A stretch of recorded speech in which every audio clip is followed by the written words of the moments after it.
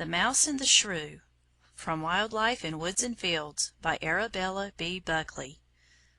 (Laura Caldwell.) Peter has a fine old cat. She is very clever. She rattles the handle of the front door when she wants to come in. If she comes home very late at night she jumps on the wire which runs along the garden wall. This rings a bell, and Peter comes down and lets her in. But in one thing she is very stupid. She cannot learn that a shrew and a mouse are not the same kind of animal. We are glad when she catches the mice in the garden and in the field, for the mice eat our peas and the bulbs of our crocuses. They hide in the corn ricks and eat the wheat and oats. But shrews eat insects and worms and slugs, and this is good for us, because insects and slugs eat our plants. It is so silly of Pussy, for she ought to know. When she has killed them, she does know them apart, for she eats a mouse and likes it, but she will not eat the shrew. She only kills it, and leaves it lying on the path. We think she kills it because it runs away, and does not eat it because it has a bad smell. A great many people do not know a mouse from a shrew, for they are very much alike. A shrew is not quite so large as a field mouse, and a little larger than the dear little harvest mouse, which makes a round nest of dry grass among the cornstalks. We found one of these nests last summer. It was about as big as a large swan's egg, and the same shape. We peeped inside and found 7 wee little harvest mice, with red-brown fur on their backs and white fur underneath.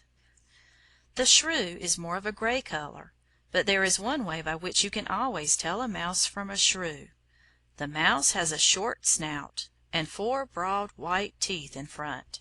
It uses these for gnawing roots and bulbs, and biting the ears of corn.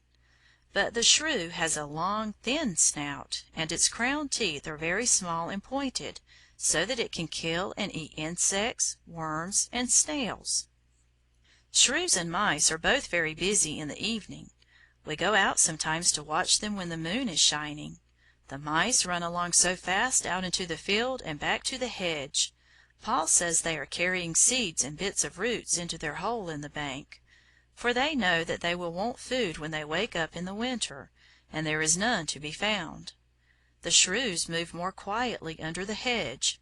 They push their long snouts into the thick grass and eat the earwigs and caterpillars. Both the mice and the shrews are very much afraid of the barn owl, which comes out at night and carries them away in her sharp claws to feed her young owls. Shrews do not store up food, for they sleep in a hole in the bank all the winter through. Then in the spring they line the hole with soft, dry grass, and there the mother brings up 5 or 6 little shrews. The mouse, too, burrows deep into the bank. She lays up a nice store of food and goes to sleep. But she often wakes and has a feed, and goes to sleep again. She brings up a great many families in a year. That is why there are so many mice. End of The Mouse and the Shrew. This recording is in the public domain.